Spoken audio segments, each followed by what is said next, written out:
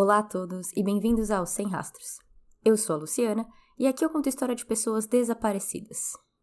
O dia 30 de março desse ano eu não fiz episódio, pois como eu contei no Instagram, a cachorra da minha sogra mordeu o fio do meu microfone, então eu perdi aquele microfone, eu estou usando um outro no momento, e era para fazer sobre um caso relativamente recente, mas que teve uma atualização no mês de março. Eu decidi esperar agora até o último episódio de abril para ver se mais algumas informações sairiam. E eu acho que agora onde estamos é praticamente o final de tudo. Eu não acho que terão muitas outras atualizações no futuro ou alguma atualização muito nova e diferente do que nós já estamos vendo nesse caso. E agora eu fico contente que eu esperei, justamente porque algumas coisinhas aconteceram no mês de abril. Então, sem mais delongas, sejam bem-vindos mais uma vez ao Sem Rastros. Hoje eu conto a história de Sherry Papini.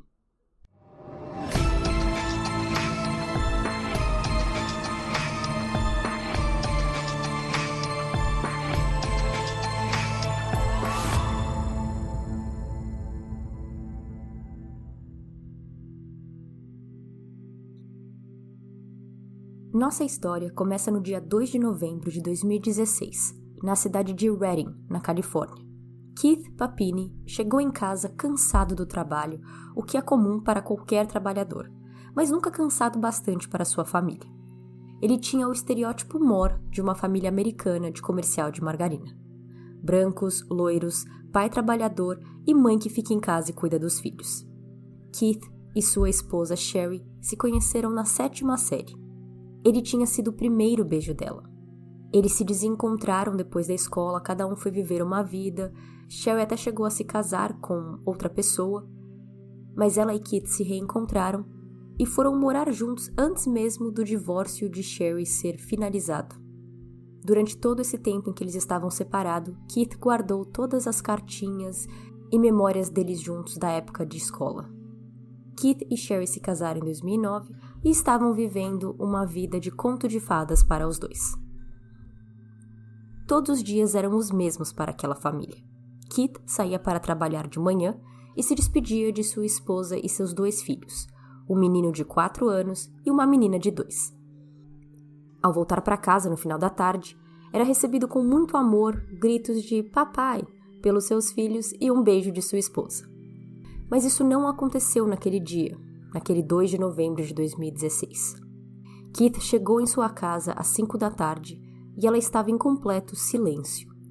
O carro de Sherry estava na garagem, mas não tinha nenhuma TV ligada, filhos correndo para a porta, esposo cumprimentando ou falando com as crianças. Nada. A casa estava vazia. Como um bom millennial que usa a tecnologia a seu favor, Keith foi rápido para usar o app Buscar em seu iPhone e procurar pelo celular de sua esposa. O app indicou que Sherry e seu iPhone estavam a 1,5 km de distância, perto de onde ficava a caixa postal deles e de outros moradores daquela comunidade. Keith dirigiu até a caixa de correio, esperando encontrar Sherry e as crianças lá. Mas a área estava deserta. Um pouquinho preocupado, apenas um pouco, ele liga para sua mãe, que diz não saber de nada, não ter falado com Sherry naquele dia. Sua segunda ligação foi para a creche das crianças, com uma pergunta. Que horas Sherry buscou as crianças hoje? Uma pergunta simples para uma resposta que ele esperava ser simples também. Até a moça da creche falar: Senhor, as crianças ainda estão aqui. O pouquinho, antes de preocupado, se foi, e Keith agora sabia que aquela noite seria bem diferente de todas as outras. Ele saiu dirigindo, repassando aquele dia em sua cabeça, que começou tão normal, saindo de casa depois de dar um beijo em seus filhos e esposa. E agora, as crianças ainda estão na creche esperando por carona, e sua esposa parece ter sumido. Nisso, Keith se tocou que o iPhone de Sherry ainda aparecia no app perto da caixa postal. Ele já tinha ido lá e não achou Sherry, mas agora ele volta para procurar apenas pelo celular, e o aplicativo estava correto. No chão, onde tinha um gramado, ele acha o iPhone de sua esposa junto com o fone de ouvido dela. Essa área da caixa postal era perto de uma rua, e esse gramado era entre as caixas postais e a rua. O celular e o fone estavam em boas condições, mas o fone parecia ter alguns tufos de cabelos loiros, que nem os de Sherry. Sem mais delongas, Keith tirou uma foto de como ele encontrou o celular e às 6 da tarde ligou para a polícia. Com a polícia chamada, o caso agora era real. Sherry estava desaparecida. Aquilo realmente estava acontecendo. Keith sentou seu filho mais velho, Tyler, de 4 anos, e disse que tinha algo ruim para contá-lo. Papai, você pode me contar tudo, o garotinho disse. Bom, a mamãe saiu para correr e não voltou. Você está procurando por ela? Nós vamos achá-la? Tyler pergunta. Keith diz, espero que sim. A polícia começou a procurar por Sherry pela área, junto com voluntários e familiares. Keith também ajudou na procura e disse para os investigadores que acreditava que Sherry tinha sido raptada ao sair para correr. Isso explicaria seu celular e fone encontrados juntos, e Sherry não só gostava de correr, mas estava se preparando para uma corrida de ação de graças no final de novembro. Em uma dessas buscas, Keith lembra de ver uma área onde tinha uma grande concentração de pássaros voando em cima, e nessa hora ele diz ter desmoronado, sem chão, pensando na dimensão de tudo aquilo. As procuras pela área queria dizer que a polícia estava procurando pelo corpo de sua esposa, e essa visão dos pássaros deixou tudo mais real para ele. No final, o corpo não foi encontrado naquela área e os pássaros não tinham a ver com o caso, mas o trauma foi grande para Keith. Todos os casos de desaparecimento que são levados a sério costumam ter a mesma linha do tempo com seus procedimentos, com a busca pela área próxima sendo a primeira delas. Se a pessoa desaparecida é mulher, como nesse caso, a polícia divide seu foco entre procuras pelas áreas onde a vítima foi vista pela última vez e investigar o marido da tal. A polícia pediu para Keith fazer um teste de polígrafo, no qual ele aceitou. O teste demorou horas, mas Keith passou e uma semana depois ele já não era mais considerado um suspeito. Com nada de suspeito encontrado sobre a vida de Keith e com o foco saindo dele, ele aproveitou para aceitar todas e quaisquer tipo de entrevistas sobre o desaparecimento de sua mulher, para espalhar a notícia o máximo possível, ganhando conhecimento e ajuda do público. A história de Sherry já tinha viralizado no país pelo teor dela, sem Keith. Uma mulher jovem, branca, dona de casa, mãe de 2 filhos, o caso já estava tendo toda a atenção nacional, e Keith estava fazendo de tudo para que isso continuasse. Ele chorava, implorava pela volta de sua esposa, para que os sequestradores a devolvessem sã e salva. Enquanto isso, a polícia continuava fuçando a vida de Sherry e foi descoberto que ela já tinha sido casada no passado. Assim como Keith, o ex-marido também foi investigado e rapidamente eliminado. Ele morava em outro estado e disse que não falava ou via Sherry há uns 6 anos. Com nada para focar na vida de Keith, do ex-marido ou da própria Sherry, os investigadores mudaram o foco para pistas externas, que vinham como ligações para a polícia. Uma mulher diz que viu Sherry correndo no dia do desaparecimento, com uma jaquetinha rosa, umas 11 da manhã. Outra liga dizendo que viu uma moça parecida com Sherry em um posto de gasolina alguns dias depois do sumiço, e que ela estava se comportando estranho. Como acaba sendo com a maioria dos avistamentos, foi difícil descobrir quem era essa mulher, e a polícia concluiu que provavelmente não era Sherry. Além dessa ligação, teve umas outras 400, mas nenhuma das pistas trouxe Sherry Papini para casa, e a polícia não estava remotamente mais perto de resolver esse caso, ou nem mesmo focar em uma teoria só. Eles diziam que podia ser um sequestro ou desaparecimento voluntário, mas que ainda estavam explorando todas as teorias. Durante a investigação, um tanto frustrados com a demora da polícia em achar Sherry ou conseguir qualquer pista, a família Papini começa uma vaquinha no site GoFundMe.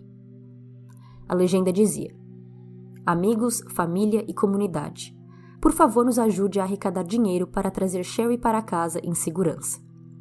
Todo o dinheiro arrecadado vai diretamente para a família Papini e será usado em buscas por ela. Eles colocaram um objetivo de $50.000 e conseguiram chegar nesse valor.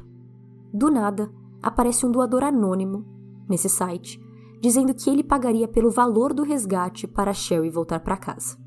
Esse doador está presumindo que Sherry foi sequestrada.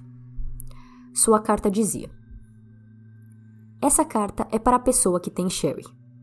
Eu estou disposto a confidencialmente pagar para ela ser solta.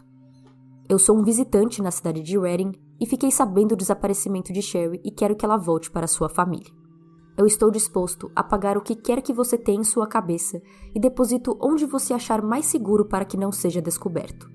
Eu não falaria com a polícia e nem ninguém sobre essa oferta. Eu não estou interessado em pistas desse desaparecimento. Eu estou interessado apenas em pagar para que ela seja solta imediatamente. Eu criei um e-mail e um número de celular para isso. Eu não quero que ninguém saiba quem eu sou, do mesmo jeito que você não quer que ninguém saiba quem você é. Isso seria apenas entre eu, meu negociador e você. Eu ficarei aqui na cidade por apenas mais alguns dias e depois eu preciso ir para a minha próxima viagem de negócios. Eu tenho dinheiro pronto para dar e o meu negociador também. Keith e a família de Sherry não sabiam quem era esse cidadão generoso que pagaria pelo resgate de Sherry, mas eles sabem quem é o negociador mencionado na carta, pois esse veio ao público. Cameron Gamble. Cameron é um consultante especialista em negociações para sequestros e cenários do tipo. Ele foi contratado por esse doador anônimo para ajudar nas negociações e trazer Sherry para casa. Cameron já tinha trabalhado na Força Aérea dos Estados Unidos e em 2016, quando esse caso aconteceu, ele era consultor e treinava o exército e polícia com aulas sobre como escapar de sequestros. A polícia não estava nem um pouco feliz com Cameron se metendo na investigação, mas Keith aceitaria a ajuda de onde fosse para encontrar sua esposa. Com a autorização dele, Cameron postou um vídeo 12 dias depois de Sherry desaparecer, falando que tinha sido contratado por um doador que gostaria de se manter anônimo e que estava pronto para negociar qualquer valor para trazer Sherry de volta. Porém, ele deu um ultimato nesse vídeo. Ele disse que os sequestradores tinham apenas 100 horas para responder e aceitar essa oferta. As 100 horas se passaram, não se teve nenhuma resposta, e 11 dias depois do primeiro vídeo, em 23 de novembro, Cameron postou um segundo vídeo. Ele fala com os sequestradores que o dinheiro do resgate estava cancelado e ele agora chamava a atenção para o público, dizendo para o público procurar por Sherry e que esse dinheiro iria para quem quer que a encontrasse. Basicamente, chamando por justiceiros. Ele também dizia que a recompensa era na casa dos 6 dígitos, então de 100 mil para cima. No final, isso não deu em nada, e então chegamos ao dia seguinte, 24 de novembro, Dia de Ação de Graças. Eu diria que o Dia de Ação de Graças é o segundo feriado mais importante dos Estados Unidos. O primeiro sendo 4 de julho, que é quando eles celebram a independência dos Estados Unidos, e é um feriado nacional, muito patriota. O Thanksgiving é celebrado praticamente só pelos Estados Unidos e Canadá, mas em datas diferentes. E o terceiro feriado mais importante, eu diria que é o Natal.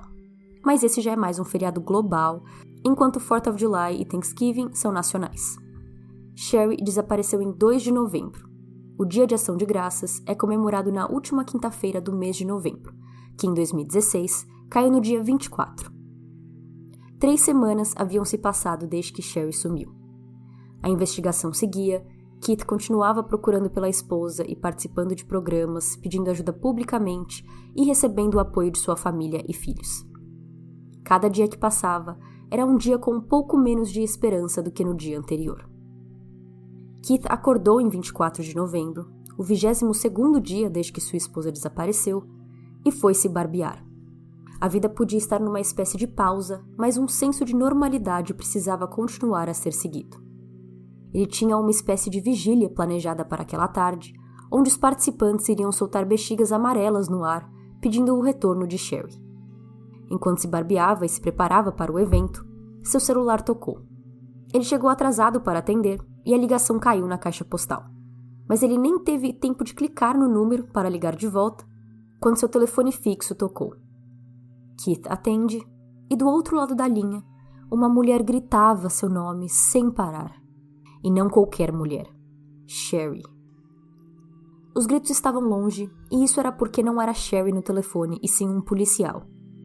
Ele avisou Keith que Sherry tinha sido encontrada, passou o telefone para ela, e os dois praticamente ficaram gritando um com o outro, falando que se amavam e que estavam felizes de ouvir um ao outro. Às 4 da manhã, de 24 de novembro, uma mulher que estava viajando para ver sua família no Dia de Ação de Graças, vê uma moça chamando a atenção de carros na estrada com uma camisa nas mãos. A testemunha, que já estava dirigindo há 8 horas nesse ponto, diz que a expressão da moça era de pânico e que ela estava muito perto da estrada, a ponto de que se qualquer carro saísse um pouco da linha, podiam pegar nela acidentalmente e atropelá-la. Essa mulher pensou: se essa moça tem coragem de ficar tão perto da estrada, a ponto de poder ser atropelada, ela realmente deve precisar de ajuda. A testemunha ligou para a polícia e quando eles chegaram, Sherry descobriu que ela estava a 240 quilômetros de distância de sua cidade, no condado de Iolo. De lá, ela é levada para um hospital e Keith é avisado que sua esposa estava de volta. Keith vai até o hospital onde ela está internada e na recepção é parado por um policial que diz: ela está viva, então fique feliz, ok? Mas eles a marcaram. Sabe aquelas marcações feitas em vacas, em um gado, com aquela barra de ferro quente? Foi isso que o policial quis dizer assim que viu Keith. Sherry tinha sido marcada, no mesmo estilo que animais são marcados em fazendas. Keith entra no quarto do hospital onde está sua esposa e a vê com muitas marcas e feridas, toda acabada. Ela tinha marca nos pulsos, como se tivesse ficado presa por eles por muito tempo. As feridas e marcas em seu corpo estavam em diferentes fases, o que significava que não todas eram da mesma data. Ela tinha sido marcada em seu ombro direito e nas suas costas. O seu nariz estava inchado, ela tinha feridas em seu rosto, braço, perna, uma ferida em seu antebraço e mais feridas nas pernas e pelvis. Seus cabelos loiros, que eram longos, agora estavam cortados e nada profissional. Ela tinha perdido em torno de 15% de seu peso nas 3 semanas em que ficou desaparecida. Eu não sei o peso de Sherry, não achei nenhum documento, mas eu diria que ela tem entre 50 a 60 quilos. Ela era muito magrinha. Supondo que ela tem 60 quilos, perder 15% de seu peso corporal é perder 9 quilos em 3 semanas. Exames toxicológicos não mostraram nenhum traço de narcóticos em seu sistema e nem de agressão sexual. Keith e Sherry se abraçaram nesse reencontro e choraram juntos. Do lado de fora do hospital, a comunidade ainda não sabia que Sherry tinha voltado quando a hora do evento chegou. Então eles fizeram a vigília como planejado, soltando as bexigas no céu e pedindo para que Sherry voltasse, sem saber que aquele desejo já tinha sido atendido. Algumas horas depois, a notícia se espalhou. Voltando ao hospital, a polícia pegou a roupa que Sherry estava usando ao ser encontrada para coletar DNA. Sherry não foi encontrada com as mesmas roupas que ela estava usando no dia em que desapareceu. A polícia também queria conversar com ela, mas Sherry não queria falar com os policiais. Os investigadores entregaram um gravador a Keith e pediu para que ele fizesse perguntas a ela. Mas o que eu achei estranho é que os policiais estavam no quarto do hospital de Sherry enquanto Keith fazia isso. Então tinha Sherry na cama, seu marido ao lado, e os policiais sentados ali perto ouvindo tudo que ela tinha a dizer. A única diferença é que não eram eles conduzindo a entrevista, e sim Keith. Com essa pequena entrevista no hospital, outra que Sherry fez assim que volta para casa, entre outras várias, ela conta em detalhes tudo o que passou nessas 3 semanas de desaparecida.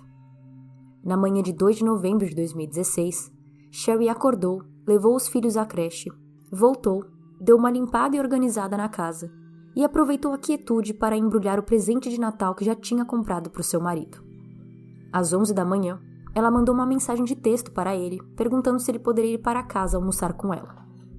Seu trabalho não o permitiu, então Sherry resolveu sair para correr. Ela tinha voltado a correr fazia poucas semanas, porque havia colocado silicone recentemente e precisou ficar afastada de exercícios físicos por um tempo. Sherry gostava muito de correr e no dia de ação de graças daquele ano, teria uma maratona de 5 quilômetros que queria participar. Enquanto corria, em um certo momento da rota, um carro, no modelo SUV de cor escura, passa por ela e dá ré. 2 mulheres se encontravam dentro do carro e a motorista, que usava óculos escuros, pergunta a Sherry se ela poderia ajudá-las. Sherry tirou o fone de ouvido e se aproximou do veículo. Ao chegar mais perto, a porta se abriu e Sherry viu um pequeno revólver na mão de uma delas. Elas pedem para Sherry colocar o iPhone no chão e ela obedece. Sherry diz que ela teve a ideia de colocar o iPhone e o fone no chão, puxando um tufo de seus cabelos juntos, para que pudesse ser usado como provas de que ela esteve ali. Era ela. Dentro do carro, Sherry percebeu que os vidros eram muito escuros e não tinha assentos na parte de trás. Elas colocaram um saco na cabeça dela e então dirigiram por 2 horas e meia sem parar. Sherry nunca deu o nome dessas mulheres, nem a polícia, nem ninguém, mas explicou que elas eram latinas, falavam a maior parte do tempo em espanhol, que Sherry não entendia, e que uma era mais velha e uma mais jovem. As sequestradoras não só apenas conversavam, na maior parte do tempo em espanhol, mas também usavam bandanas ou máscaras para tapar o rosto. Então Sherry não tinha muitos detalhes físicos para descrevê-las, apenas os cabelos e sobrancelhas.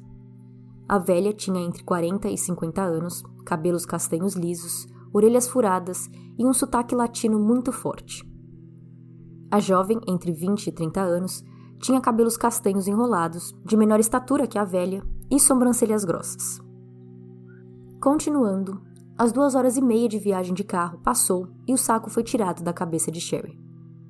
Ela dormiu no carro e quando acordou, ela estava fechada em um quarto com roupas diferentes do que ela usou para sair para correr.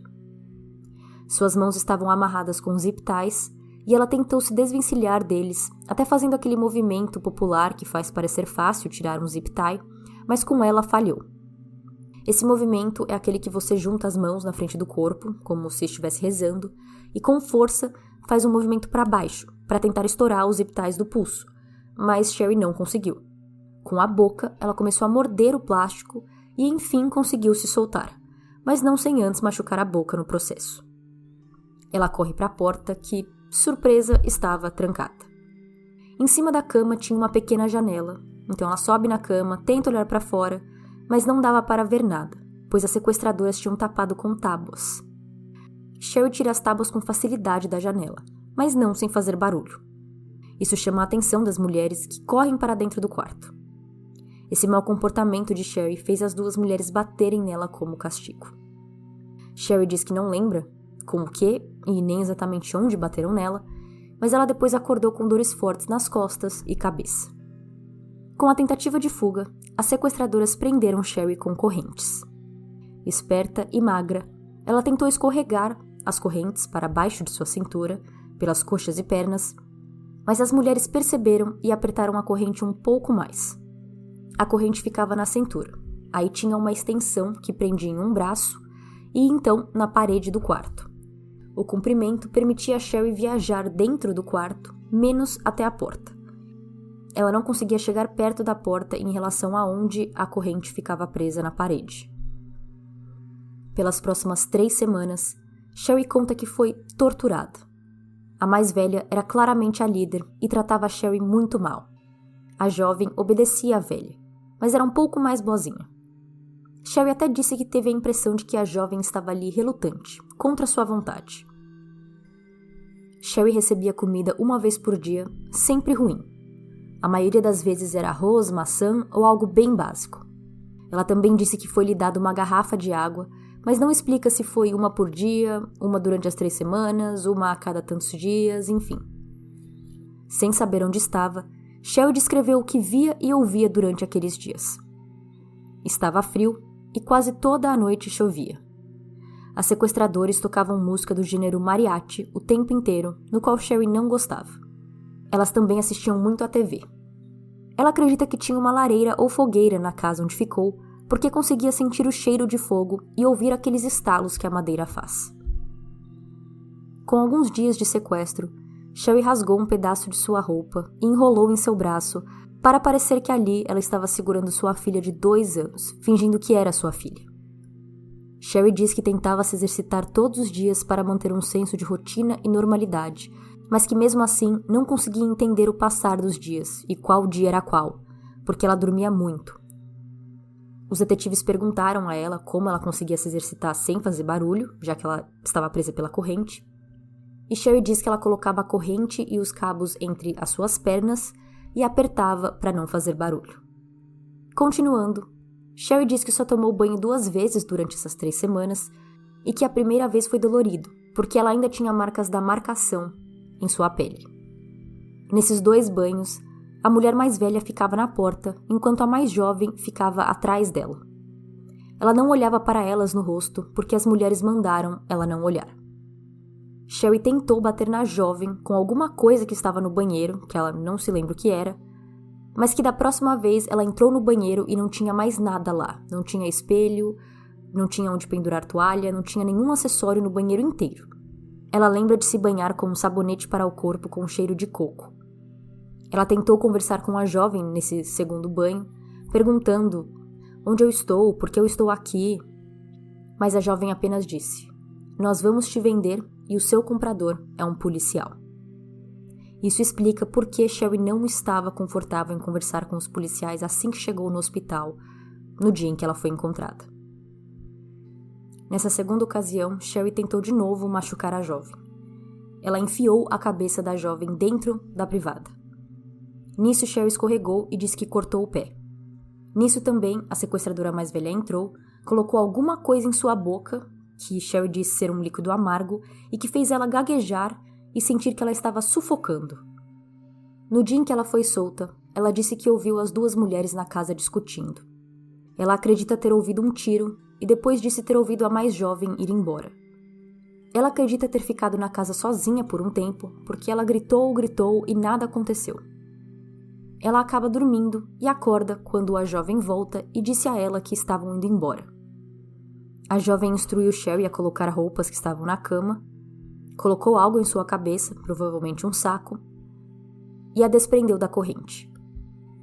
Elas começaram a andar e Sherry diz ter batido com o seu dedo do pé em algum lugar. Ela foi colocada dentro de um veículo, mas Sherry não soube dizer se era o mesmo no qual ela tinha sido sequestrada, porque o cheiro do veículo era diferente. Ela foi colocada no chão, com as suas mãos para trás, presas com alguma coisa de metal. Ela não ouviu vozes no carro e dormiu de novo. Ela sentiu o carro parar e a jovem disse para ela sair. Fora do carro, com uma de suas mãos livres, ela tirou o saco que tinha em sua cabeça. Ela não sabia onde estava, então começou a correr até encontrar uma casa. Mas, em suas palavras, a casa não parecia ser muito convidativa. Então ela resolveu não bater na porta dessa casa. Ela encontrou um prédio e a porta estava trancada. Ela volta para a estrada e começa a tentar chamar a atenção dos carros. Muitos passaram reto por ela, e depois ela disse a Keith que achou que as pessoas não estavam parando porque ela estava com uma aparência física assustadora, porque ela tinha correntes em sua cintura, e que eles podiam achar que ela estava fugindo da prisão. Ela disse que tentou cruzar seus braços embaixo da roupa, tentando esconder a corrente. Toda essa história demorou meses para ser contada. Sherry não contou tudo isso com todos os detalhes assim que chegou no hospital. Tanto que o retrato falado das mulheres foi apenas feito e divulgado em junho de 2017, 7 meses depois do sequestro. A polícia fez uma coletiva de imprensa onde eles divulgaram o retrato falado e pediram para que a comunidade ficasse de olho e entrasse em contato caso tivessem qualquer pista. Várias fotos foram mostradas para Sherry de mulheres que poderiam possivelmente ser suas sequestradoras, mas ela nunca fez um reconhecimento. Durante o ano de 2017, Keith ligou para a polícia várias vezes, dando mais informações que Sherry falava para ele que ele achava ser importante para a polícia saber. Ela lembrava de mais detalhes sobre o quarto, ele e ela ligava. Ela tinha visto uma arma parecida com que a sequestradora usou quando sequestrou ela, ele ligava. Tudo que eles podiam lembrar, eles comunicavam à polícia. Em 2018, ela falou com a polícia de novo, dizendo ter se lembrado de mais informações depois de uma sessão com sua terapeuta. Ela acreditava que as marcas de queimação em seus braços tinham sido feitos com utensílios de cozinha, como a parte de trás de uma colher ou faca de manteiga. Ela tirou uma foto de uma colher em sua casa e mandou para os policiais. Nos meses seguintes à volta de Sherry, a história teve várias teorias. A primeira é que ela tinha sido vítima de tráfico humano. Um especialista de crime do canal ABC disse que não achava que essa teoria fazia sentido porque os donos dessas mulheres, as pessoas, os sequestradores dessas vítimas, gostam que elas tenham uma boa aparência. Sendo que Sherry estava marcada, com o cabelo cortado, ruim, magra. Para uma vítima de tráfico humano, isso não faria sentido. Para esse especialista, ele acha que Sherry foi parte de um culto, mas por algum motivo ela foi solta. O caso foi esfriando cada vez mais, principalmente sem pistas e sem nada novo para a polícia investigar. A polícia até chegou a investigar criminosos sexuais que moravam naquela área onde ela foi encontrada e sequestrada, mas a investigação não deu em nada. Eu não sei exatamente se a lei do Brasil é similar à lei americana em relação aos criminosos sexuais, que são chamados de sex offenders. Se uma pessoa comete um crime que é considerado de ato sexual, ela entra para essa lista de sex offenders. E faz um tempo que essa lista é pública, então existe, eu acho que um site ou uma maneira que você consegue descobrir se você mora perto de sex offenders. Principalmente porque dependendo do crime que essas pessoas fizeram, elas não podem, por exemplo, morar perto de uma escola, caso o crime tenha sido contra crianças, ou coisas do tipo. No caso de Sherry, essa teoria foi investigada, mas não deu em nada. Em outubro de 2017, um mês antes de completar um ano de desaparecimento, a polícia informou a Sherry que acharam um DNA de homem nas roupas coletadas de Sherry no dia em que ela foi encontrada. O DNA não combinava com o de seu marido, e quando foi colocado na base de dados de DNAs da polícia, também não trouxe resultado, mostrando que quem quer que fosse esse homem, ele ainda não tinha sido preso por um crime hediondo nos Estados Unidos. Em 2019, graças a esse novo tipo de investigação de DNA, que é pela árvore genealógica da pessoa, a polícia conseguiu descobrir quem era o dono do DNA. Em 3 de março de 2022, a polícia prende Sherry Papini por fabricar a história de seu sequestro.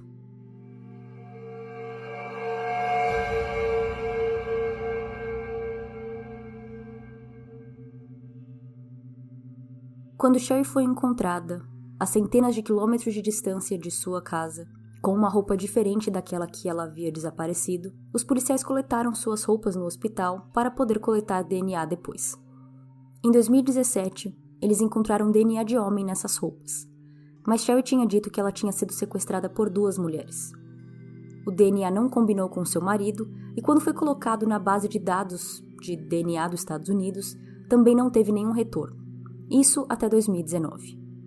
Em 2019, a polícia pediu autorização ao estado da Califórnia para fazer uma busca familiar da árvore genealógica desse DNA. A autorização foi dada e eles conseguiram encontrar uma pessoa no sistema que era relacionada a esse DNA. Essa pessoa tinha 2 filhos biológicos e um deles era a pessoa que eles estavam procurando. Agentes do FBI foram à casa dessa pessoa em 2020 e coletaram itens de seu lixo, incluindo uma garrafa de chá, que foi analisada e coletada por DNA, e esse DNA era uma combinação perfeita para os daquele encontrado nas roupas de Sherry Papini. Aquela pessoa, aquele DNA, era de James Reyes, um homem de 37 anos que era ex-namorado de Sherry. James foi chamado para uma entrevista com a polícia e ele confessou. Ele admitiu que Sherry não tinha sido sequestrada e que ela estava com ele durante essas 3 semanas desaparecida. De acordo com o seu affidavit, ou declaração juramentada em português, James explica que Sherry pediu para que ele fosse a buscar em sua cidade. Históricos de telefone mostram que os 2 estavam se falando desde dezembro de 2015. Ele disse que eles estavam usando telefones pré-pagos para falar um com o outro, e isso foi corroborado com evidências de 2 celulares pré-pagos que foram conectados a ele e ela. Sinal de celular e pedágio indicaram que o ex-namorado viajou para a cidade na data em que ela desapareceu. Eles trocaram mensagens naquela manhã e depois se encontraram aonde ela foi vista pela última vez. James e Sherry se conheciam desde que eles tinham uns 13 ou 14 anos, e eles também já tinham tido uma relação, já tinham sido noivos, mas que eles não se falavam há muito tempo e que foi ela que foi falar com ele do nada. Ele estima que em algum momento de 2015 ele estava limpando sua casa, achou uma caixa de fotos de itens pessoais que pertenciam a Sherry da época que eles estavam juntos, então ele enviou essa caixa de itens pessoais para os pais de Sherry e ligou, avisando que a caixa estava a caminho. Ele acha que foi isso que talvez tenha feito ela voltar a falar com ele. Quando Sherry ligou para ele pela primeira vez, Sherry tinha dito a James que Keith era abusivo e que ela queria fugir. Ela disse que o marido estava a espancando, a estuprando, e que ela tentou escapar, que ela tinha feito o boletim de ocorrência, mas que a polícia não estava fazendo nada para impedir o abuso de seu marido. Não existe nenhuma evidência de nenhum boletim de ocorrência feito por Sherry contra Keith. James achava estar fazendo um favor a uma querida amiga, achava que estava salvando uma mulher de um relacionamento abusivo. Perto da época de executar o plano, James pediu para um amigo alugar um carro para ele, mas não explicou por que ele precisava disso. No dia 31 de outubro de 2016, esse amigo alugou um veículo Dodge Challenger escuro para ele. No dia 2 de novembro de 2016, ele se levantou de manhã e dirigiu até Reading. Quando ele chegou lá, ele foi para o mercado e comprou algumas coisas e tomou café da manhã. Ele parou no Starbucks e esperou a ligação de Sherry, que falaria onde que eles iam se encontrar. Ela entra em contato e fala para ele onde ele poderia a pegar. Ele dirigiu até lá e Sherry estava andando na direção contrária. Ele parou com o carro ao lado dela, abriu a porta de passageiro e ela entrou no banco de trás. Ela estava usando roupas atléticas porque ela estava correndo, ela estava suada. Eles dirigiram de volta para o sul da Califórnia, a quase 1.000 quilômetros de onde Sherry morava, parando apenas para comer e colocar gasolina. Ele disse que ela ficou no banco de trás durante todo esse tempo, que mal conversaram e que ela apenas estava muito preocupada com as crianças. Além disso, ela também dormiu durante boa parte da viagem. Durante todo o período de seu desaparecimento, ela nunca saiu da casa do ex-namorado. Sherry pediu para que ele pegasse roupas para ela usar, o que ele fez comprando algumas em uma loja de departamento. Ele continuou indo trabalhar todo dia e ela ficava na casa. James dormia no sofá e ela no quarto dele. Ele morava em um apartamento de 2 quartos e ela tinha escolhido o quarto que ela queria. Ele acredita que ela escolheu um quarto propositalmente que tinha menos exposição. Ele diz que tinha um apartamento de 2 quartos, mas que ela escolheu um quarto e ele estava dormindo na sala. Então eu não entendi o porquê ele não estava dormindo no outro quarto. Pode ser que fosse um escritório ou não tivesse cama ou algo assim, mas não é explicado. Ele conta que essas 3 semanas foram sem grandes emoções, que eles apenas conversavam, passavam tempo juntos, comiam, mas que eles não foram em lugar nenhum e não tiveram relações sexuais. Sherry limpou a casa algumas vezes e ela só queria ficar no quarto com a porta fechada muitos desses dias. O armário do quarto de James era muito parecido com um armário que ela descreveu durante as entrevistas com a polícia, dizendo que era onde ela tinha ficado presa nas 3 semanas. Ele disse que colocou tábuas na janela do quarto, onde Sherry estava, porque ela tinha pedido. Ele também acredita que ela estava tentando perder peso durante todo esse tempo, porque ele mal via ela comendo, e tudo que ela comia era em porções pequenas. Um exemplo que ele dá é que ela comia metade de uma banana, ao invés de comer a banana inteira. Sobre o cabelo, ele diz que foi apenas alguns dias depois dela ter chegado, que ela pegou e cortou, mas não lembro o que ela fez com o cabelo, se ela jogou fora, no lixo ou guardou ou algo assim. Sobre as feridas e machucados, James disse que ela mesma se deu aquelas feridas e machucados.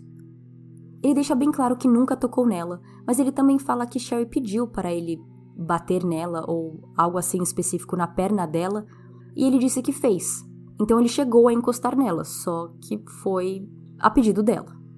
As marcações em sua pele foi a própria Sherry que fez. Ela pediu para que ele fosse em uma loja comprar a máquina de marcação, e ele foi, obedeceu e comprou.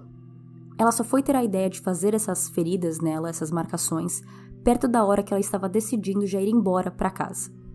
Ele diz não ter ajudado nas marcações, mas ele ajudou, porque uma das marcações era nas costas de Sherry. Sherry falou para ele o que ela queria que ele escrevesse, e ele não lembrava o que era, mas lembrava que tinha significado para Sherry. O mais impressionante é que ele conta que ela nunca reclamou da dor. Quando perguntado se ela tirou sua blusa para a marcação, ele explicou que sim, mas que ela não costumava andar nua. Comicamente, James disse que pensou em ficar com a ferramenta, a máquina de marcação, depois de usar em Sherry, porque ele gostou e achou que ele poderia usar com as coisas dele ou em madeira, que era o motivo principal pelo qual aquela máquina foi feita, mas que no final ele pensou melhor e jogou fora.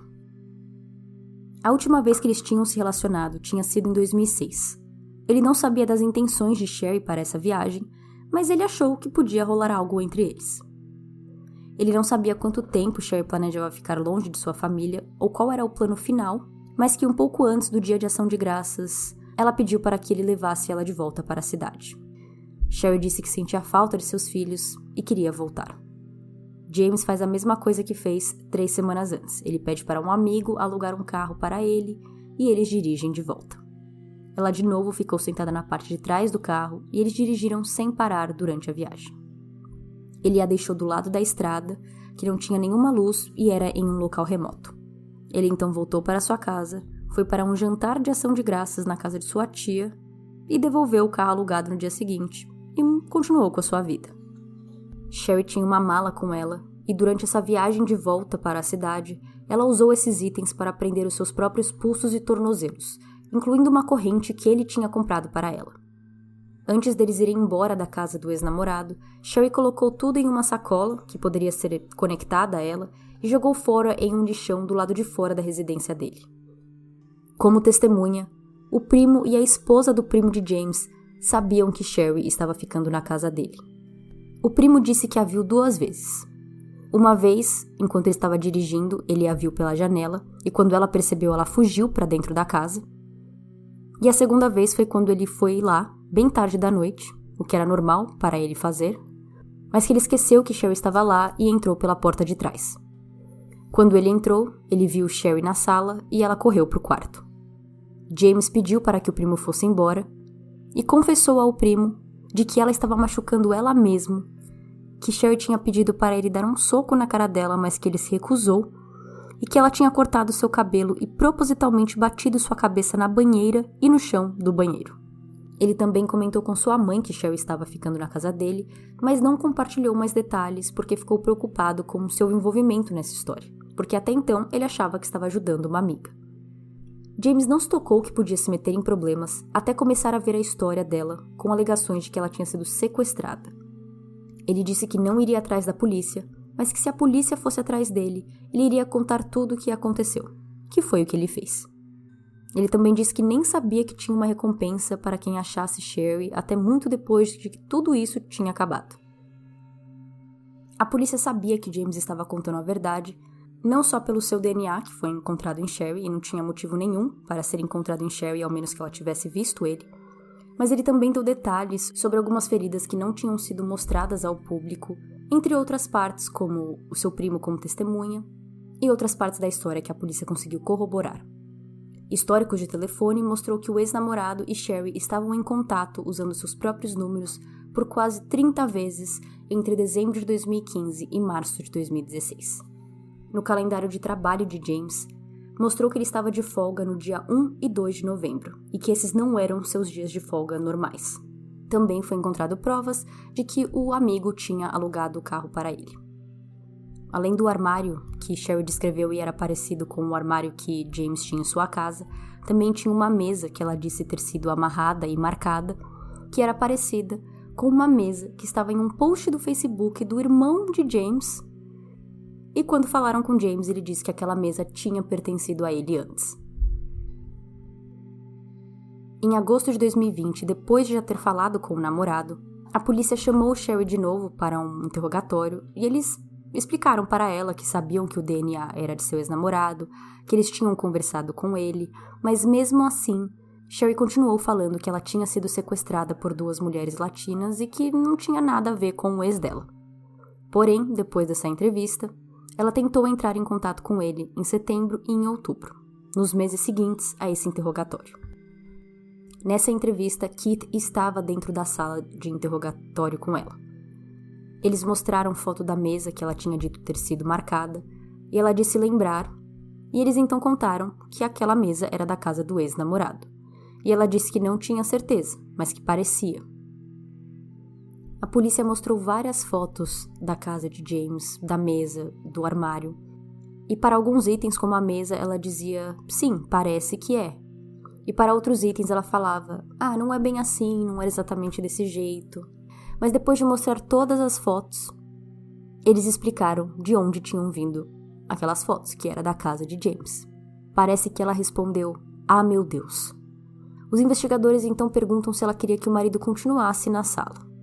Ela pergunta se ela poderia conversar com ele a sós e os investigadores saíram da sala.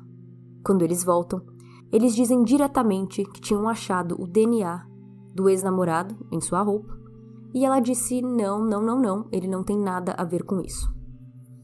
A polícia pergunta por quê e ela disse que não, porque ele me ama, nós somos apenas amigos, de jeito nenhum ele está envolvido nisso. Os detetives repetem que mentir para a polícia é crime, e Sherry diz saber disso, mas que ela não estava mentindo. Um dos motivos que Sherry foi presa também não foi apenas pelo fato dela ter mentido para a polícia e ter desperdiçado horas e dinheiro da polícia em sua investigação. Mas uma semana depois dela ser encontrada, ela aplicou para uma organização de compensação de vítimas da Califórnia para receber assistência. Essa organização dá assistência financeira para vítimas de crimes violentos. Na aplicação, muitas perguntas são feitas para determinar se você é elegível para receber o serviço desse fundo. Sherry explica nessa aplicação de que ela estava correndo em seu bairro quando 2 pessoas com armas pediram para que ela entrasse em um veículo. Os suspeitos a mantiveram em cativeiro por 22 dias, até eles a soltarem. Antes de enviar completamente sua aplicação, ela teve que clicar no botãozinho onde os termos estavam escritos dizendo que era crime mentir e que se fosse descoberto que ela não era elegível para os benefícios, ela podia ter que devolver esse dinheiro. No total, ela recebeu $30.000 desse fundo. Muito desse dinheiro não vinha em dinheiro em si, mas sim como reembolso de seu tratamento de ansiedade e PTSD, pois sua terapeuta disse que ela precisava de medicamento e acompanhamento. Em 2022, agora com 39 anos, a polícia acusa Sherry de fraude eletrônica e mentir para autoridades. Ela foi presa na quinta-feira, 3 de março, e foi liberada em uma audiência de pré-julgamento na terça-feira, 8 de março.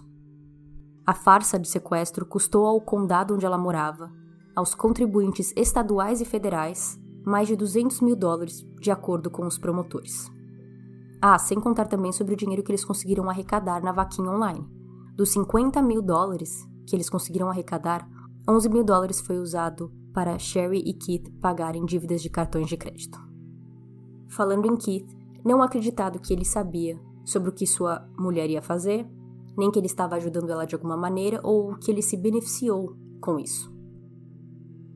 Segunda-feira passada, 18 de abril de 2022, em meio a lágrimas, Sherry se declarou culpada pelas acusações de ter fabricado a história de seu próprio sequestro e mentir para as autoridades. Por isso que eu disse que eu acho que nada mais grandioso vai acontecer nesse caso. A gente não sabia se ela ia se declarar inocente ou culpada, mas parece que ela decidiu se declarar culpada e acabar com toda essa história. Sherry admitiu que ela continuou mentindo sobre o evento, sobre ter sido sequestrada, durante muito tempo, até pelo menos 2020. Ela nunca explicou o que aconteceu, por que ela mentiu, apenas se declarou culpada em meio a lágrimas e a pedidos de desculpas, mas sem explicação. A acusação também acredita que ela estava planejando essa fuga por quase 1 ano antes do suposto sequestro ter acontecido, sem que o marido dela soubesse. Ela entrou em um acordo com o time de acusação e esses concordaram em uma sentença menor, entre 8 a 14 meses na prisão, o que é muito menor do que os 25 anos que ela poderia ter caso ela tivesse ido para um julgamento, porque esse é o máximo que ela poderia ter sido sentenciada para esse tipo de crime. Outra parte do acordo é que ela terá que pagar de volta mais de $300.000 por toda essa farsa. E isso inclui a busca que foi feita por ela em vários estados por vários dias. Essa semana, Keith pediu o divórcio de Sherry Papini. Nos documentos de divórcio, Keith escreve que ele precisa agir dessa maneira para proteger suas crianças de mais trauma causado por sua mãe. Desde que ela foi presa em março, Sherry está vivendo com outra parte de sua família, não com Keith, e que a última vez em que ela viu seus filhos foi no dia 4 de abril de 2022. Keith está pedindo por guarda exclusiva em seu divórcio e pedindo visitação supervisionada para Sherry. Então ele nem confia em deixar Sherry sozinha com os filhos. Outro lado que pegou pesado também, nesse caso, foi o racismo, o estereótipo. Sherry fala que foi sequestrada por 2 mulheres latinas, que elas ficavam falando sempre em espanhol e que elas tinham um sotaque muito forte e que elas ficavam tocando música mariachi que ela não gostava. Ela falou também que as mulheres ficavam usando bandanas no rosto muitas vezes para tampar seus rostos, o que, pelo que eu entendi, é um estereótipo de gangue do México. Parece que eles usam muitas bandanas. E essa foi a história de Sherry Papini e o seu falso sequestro. Sherry até que demorou para ser presa para alguém que estava mentindo para a polícia e deu tantas informações falsas. Mas o que mais fez sua história ser duvidosa não foi o DNA encontrado lá em 2019, 3 anos depois de seu sequestro, e sim o fato de que ela disse que tinham sido 2 mulheres que a sequestraram e a torturaram. Muitos especialistas em crimes ou em comportamento, e até mesmo os próprios policiais e pessoas da internet, achavam muito improvável que 2 mulheres tinham a sequestrado e a torturado, principalmente pela parte da tortura. Isso não é comum em crimes cometidos por mulher. Esse foi o começo do fim de Sherry Papini. Muito obrigada por ouvirem Aos Sem Rastros. Até o próximo episódio. Tchau, tchau!